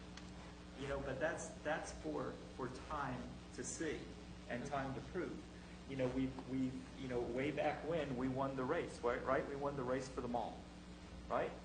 And okay, times change, things change. There's opportunities now to look at areas and say, okay, how can we make this and continue to make this area viable? How can we encourage the continued sustainability of these areas? What are we looking at from a corridor stretching back to our new downtown, reaching north to other potential nodes and hubs, taking a look at the historical aspects of our city, with maybe some of the historical residential areas or so on? Are they something that we want to preserve? Is it something we want to encourage preservation or through time redevelopment? These are all things that again tie into the identity of who we want to be, you know, and moving forward. So it's definitely, you know, it's you know, 10,000, 20,000, 30,000 or higher view that then the comprehensive plan can adopt. It can be adopted to change, and the land development code can then be adopted, changed to support. And move on from there. And as you said earlier, we have a lot of well thought out plans already. We just have them all for different specific areas. We have a transportation plan. We have a Parks and Rec plan. You know, we're developing with Harlan Hansen, who, you know, would definitely have to be one of the stakeholders that you talk with, only because of his involvement with the historic downtown. And I did mention to him that we were having this. He was unable to make it tonight. He wanted to come down, and see, but I figured you guys would just talk and. And we have. You've mentioned, okay, good. And, As Brian had mentioned, like, for instance, the comprehensive plan, which is typically a vision-type document, goals, policies, and objectives, but it is typically level of service driven. It's typically making sure that we supply these certain things. Well, That's a now- component of what we need to do with the vision. We need to. It is. Well, we it need to is. address that. And definitely, it has to be something to be identified as an issue that would need to be evaluated to support the ultimate vision. But I don't know that you necessarily limit the vision as a result of things. But then that's how levels of service can then be considered in the conference plan. But also the vision plan is then incorporated into the comprehensive plan. So you're looking beyond just providing a certain amount of gallons per day for use. You're looking at, okay, as we start to move forward, let's invest in this infrastructure over in this area in order to encourage that which we identify. And so, maybe the vision plan identifies, as you had mentioned, a short list of goals or a long-term goals, short-term goals type of list that then the city can prioritize and or like Keith likes to say all the time, low-hanging fruit first and work your way up the tree. And as with that, at the last slide, I mean, that's exactly another, was my finishing quote here on the last one is from Warren Buffett. Someone's sitting in the shade today because someone planted a tree a long time ago, potentially. And that's exactly what we're talking about. We're going to be enjoying, this beautiful street front development because you all thought about this 10 years ago on Oviedo on the Park, had the master plan, started to work toward it, and diligently kept to it. And now we're seeing that it's starting to come out of the ground. In another 10 years' time, we're going to be walking up and down Oviedo Boulevard, looking into the shops, walking down and forth. And we're going to, because of that thought. Yeah, because we currently, I'm sure you look, we have some visioning statements and things that have been tweaked. And, one of the things that came out of one of the visioning sessions, I think that most of us sat in on, was to become it was broad, a full-service city of about 50,000, because that's what the comprehensive plan said we're going to build out to. That's where we got that number. So you're saying to even refine this even more, or even just to think longer term? I think we're thinking longer term, and we're also thinking very broad as far as boundary goes. Yeah, because I think that's hanging right there by the door, the one that I just quoted. So on your way out, it's framed up over there. It's something to think about that maybe even beyond the city limits today. You've got a JPA that theoretically, with time, the city could be encroaching into within those boundaries set between the city and the county.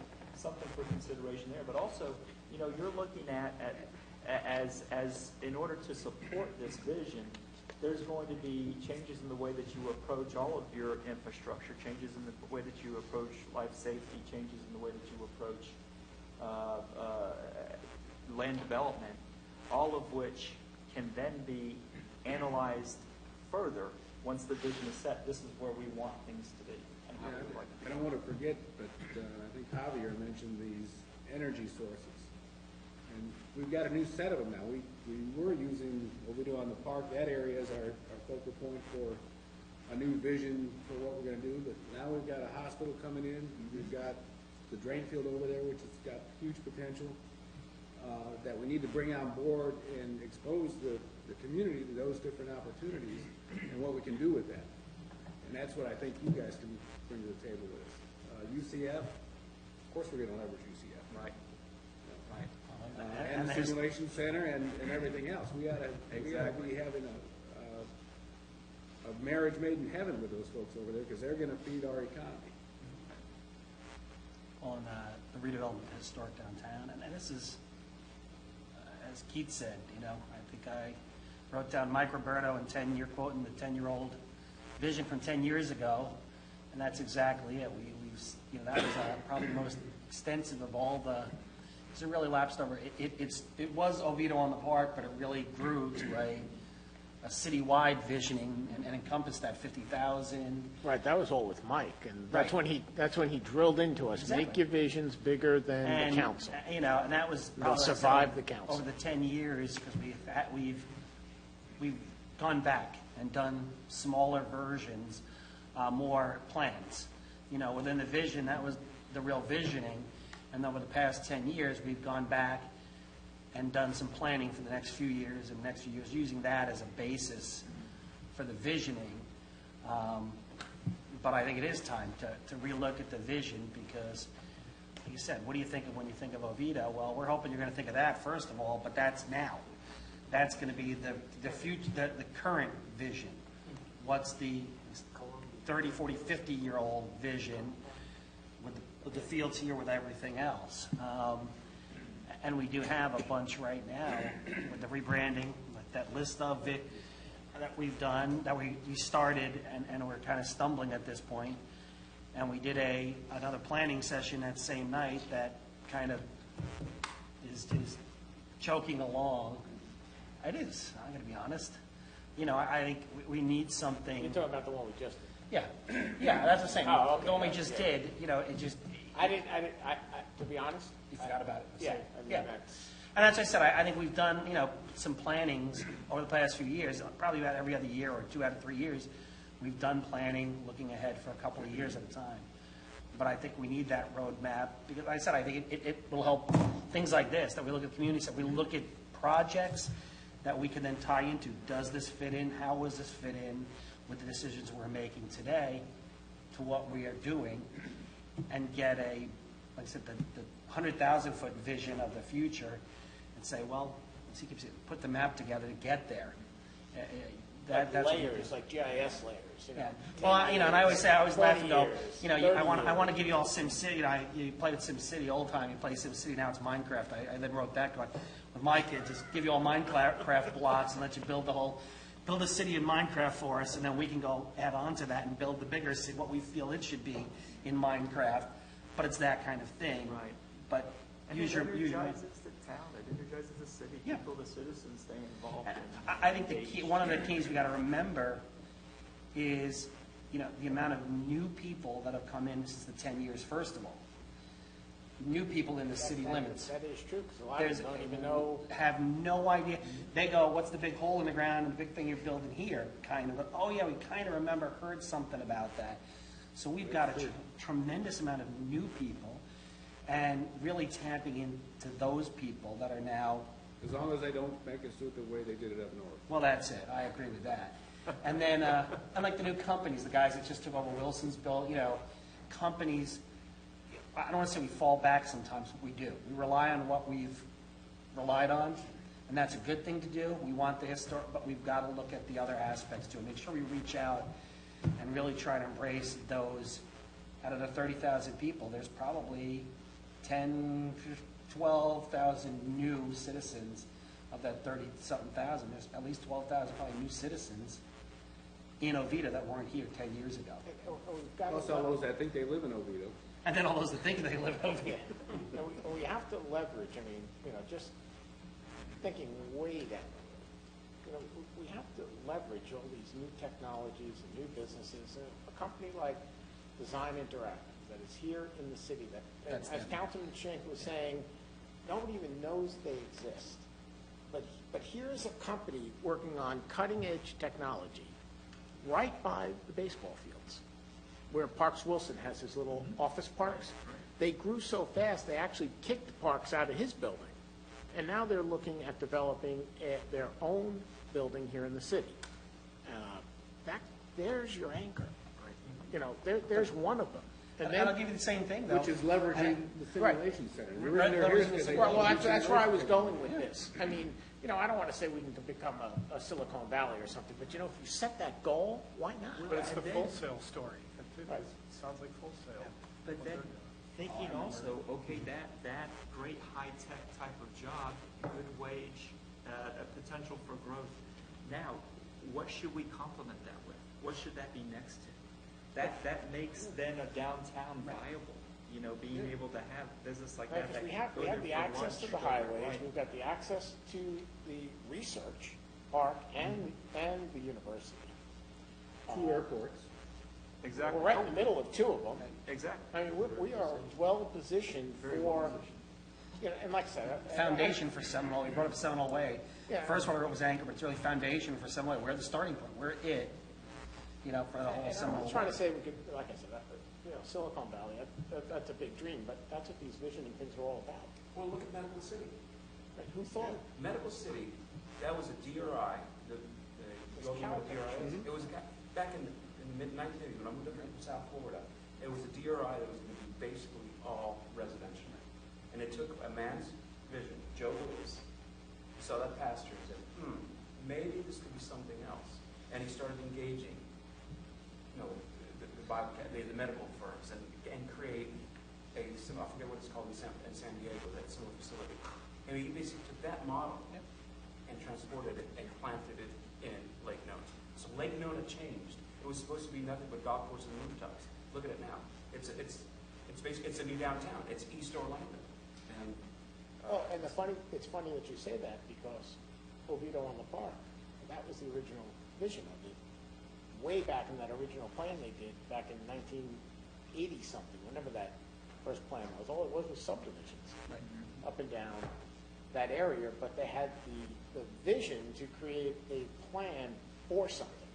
They knew it was going to mean something. It was in the center of the city. What was it going to mean wasn't really defined. I mean, it was more strip centers and subdivisions. But look what it's becoming. It's becoming a hub. It's becoming a park. It's becoming, yes, it'll have residential. It'll have mixed use. We have Oviedo Boulevard in there, which, they had the arterial going through it. So you're right. You plant those seeds and you keep tweaking that vision. And I'm sensitive to Commissioner Dre, Councilwoman Draper's comment about the architectural style. I love the building. It's great. I was just going to put you on the spot and ask you your professional opinion. My father's an architect, and he's a disciple of Frank Lloyd Wright. I went to architecture school and I studied him, so I love that architectural style. But I'm also sensitive to what you said about it. But it's context. If that building were to be located somewhere else, say the historical center, obviously it wouldn't fit. And that's something that, in looking at the resources and what you have to understand and acknowledge what you have. And to me, y'all's downtown, historic downtown, has a lot of merit. The fact that DOT is about to do what they're going to do, the impact of that to that downtown, we have no idea what it's going to cost. That's some conversations that I had with Harlan about the impact and how do we counteract some of that stuff. But that's a tremendous element, and it's context. You have a tremendous historic asset that some of the policies and some of the urban design that's created for that is not applicable. Let's say the Western Gateway. It doesn't make any sense. So context, a key in whatever comes up, and especially when it comes to urban form. So I think you've got what do we want? all What do of you our want? interests. So where do we go? I'm going, okay, now, we're all talking visioning. What do you this need? is a vision. I know, what do you need exactly? We're breaking down into the visioning session, so what are you asking for? The good news is we like what you said. The bad news is we don't have it budgeted. Right. It's a long view. That was the question I was going to ask. How do we envision this vision occurring? I mean, obviously, budgets are always a challenge. I mean, is this something that, and this is going to take a couple of years. It could. A year and a half or something like that. I mean, is this something that, and you'll have to talk with Brian and obviously, then eventually bring back a budget to us for it, but something that we could work into our budget over a 2-year budget period, which would make it easier for us to possibly handle. Of course, I mean, you could always do it for gratis. I mean, we wouldn't mind that at all, and we'd gladly accept that. Well, then we could be the poster child as you sell it to all the other cities throughout the country. Exactly, and you all get a royalty. If you do it for nothing, you can keep the royalties. Sounds like we're down to Shark Tank. Get some royalties and He always asks, and he did get us one at Tornado. Chief was happy about it. He's always going to ask. He's always going to ask. But I think many visions, plans can take over a year to prepare, a couple of years to prepare. The first effort of gaining. have you thought of a budget? I mean, not that we're here to discuss numbers right now. I mean, I'm sure you have something in your mind that you can talk to Brian about at the appropriate time. Right, Right, and I think it can be broken in chunks. There definitely is a first step. Doesn't CPH owe us credit still for something? Do we owe you credits? Are you sure that wasn't paid off? No, that's later. Your memory is good.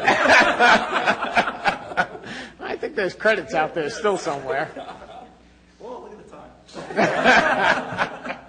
Mayor, I think I can help with a little bit, because obviously we haven't talked about dollars, and yes, that's something that I'm very scared about, is how we make it fit, and if there's even a possibility of making it fit. It's again, microburnos, we'll go back to microburnos, it's never about It's choices. choices, so.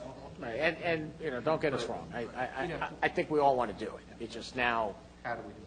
how do we do it? How do we make it affordable? And how do we make it so, as your first time out of, well, I don't know, not necessarily your first time out of the box, but first time putting something like this together, that, we make it so you can capitalize on it later on. Well, one of the things, I can give you experiences from other cities. In Kingsport, Tennessee, where I began my career, we sat on the sidelines, so to speak. The visioning process was a Leadership Kingsport project, and they formed the steering committee.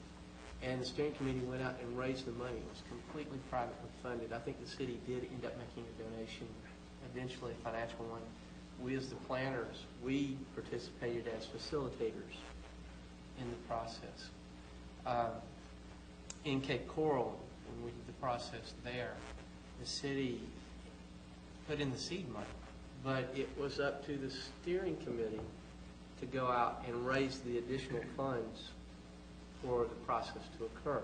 Obviously, that city had a little bit more control over the visioning process. It was more integrated in and involved. And so, there's various ways that you can go about doing this. A lot of it depends on how much control you want to keep on the vision. A lot of it depends on how much, as Mayor and I were talking about one day, I said, how grassroots do you want to get?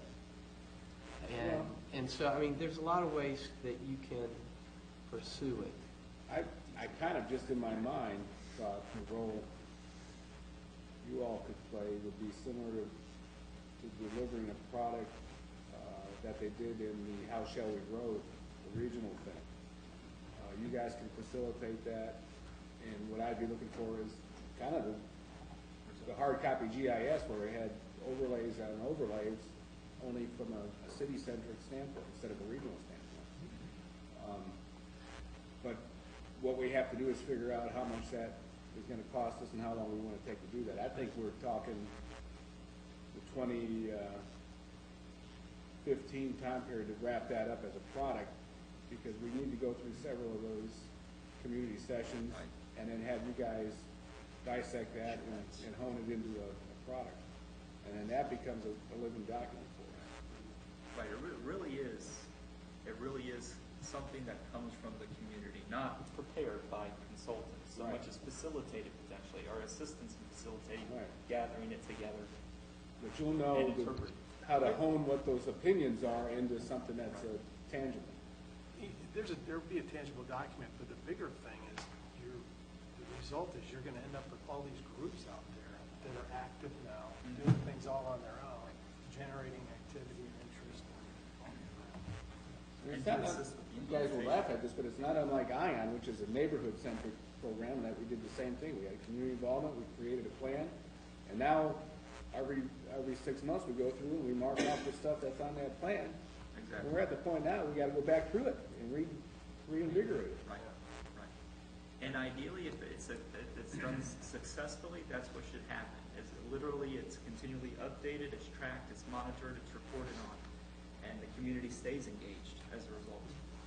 I think there's a first step of gathering data, finding out what you've already got, starting pulling things together, getting the important stakeholders involved, and we talked about maybe you end up in the first step with this sort of plan. Maybe it's that aerial photograph with sticky notes all over of people's ideas of what opportunities are out there, what challenges does Oviedo have, and it's sort of a framework plan that you end up with after this first step. It's it's not something that's set in stone, it's not something hard cake. It's a work in progress. Start the discussion. And then the next step would be go out to the public and start big public workshops. Yeah, we did that sticky note type of Yeah, we did session. that at the House Show Grove meetings too. We did it with people from public spaces for Oviedo on the Park. That, that's one of the things, you've done. They had it all set up all around the You've council. gone through, visioning processes with the downtown master plan that evolved into Oviedo on the Park, and we went through several visioning processes. ION, yes, I took you through a visioning process with ION, yes, we did. I'm glad you brought up How Shall We Grow, because when you think about How Shall We Grow, how did it identify Oviedo? It identified Oviedo as a medium-sized city between 50 and 100,000. It identified us as the major hub in this southeast Seminole, eastern Orange County area. Oviedo was identified as that as part of How Shall We Grow, and they were looking at 2050. Now, it may not be Oviedo City, it may be what they look at as the Oviedo area. But when you think about it, the region looked at us as something significant in 2050. And so, yeah, it is incumbent upon us to make sure that we are significant and how we get there. So, middle of late 2013, do we want to have a planning session between now and the end of the year and maybe ask for a proposal or something? I think that would be wise. Or put out a... I like the mayor's idea as well. Yeah. Gratis or? Yes. Or do you want to submit a proposal? Being in this new position, I think more like that now. Well, there's a lot of smart people sitting here at the table. I'm sure that, we're excited to be part of something like this. It's not, as you've heard, we've done bits, pieces.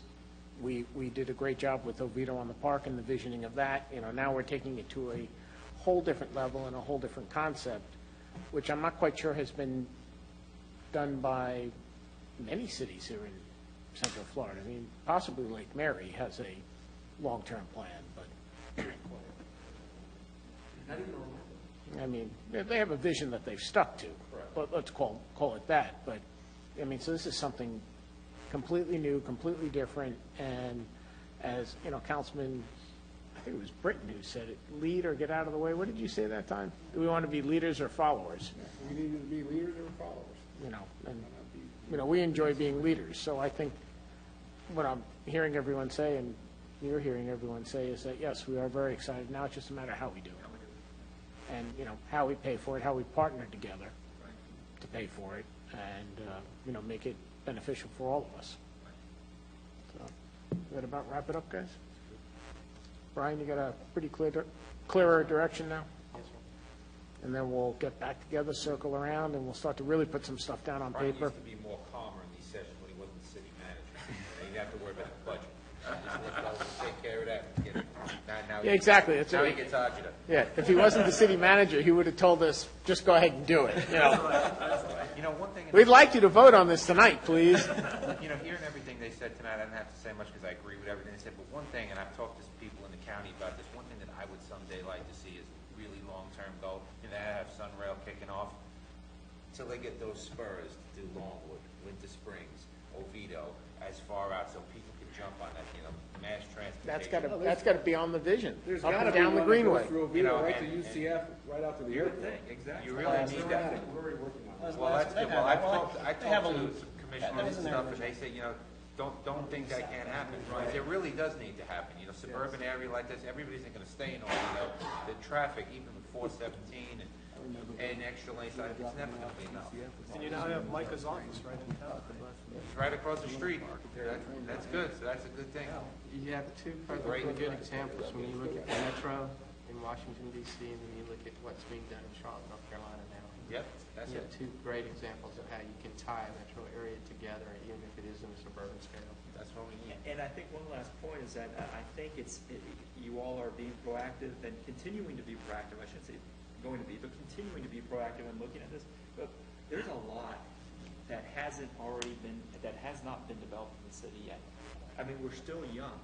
It's not like we're looking at we're looking at some redevelopment opportunity, but that struggle of taking property that's already developed and converting it, that's a much bigger, in my opinion, effort than working with And you know what's cool, like virgin Steve areas. just said, you showed the picture of that community center, last year or so ago, that was a building that's not looking so nice, and then we talk about Oviedo on the park.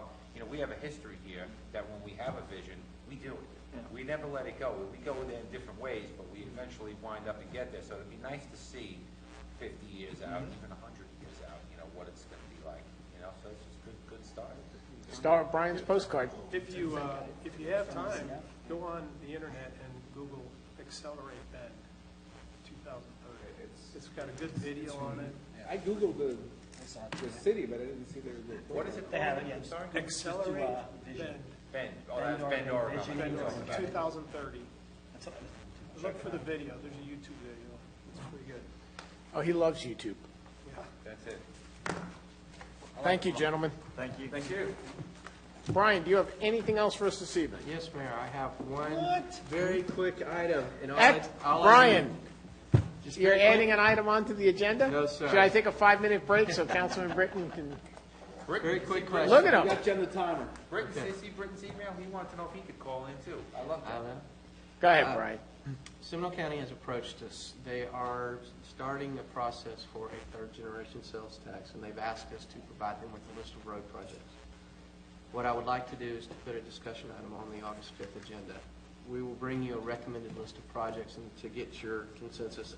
The county hasn't asked us for an official, that I would say, resolution type list, but they've asked us for a list, and I want Are to... these widening or repair or? Yes.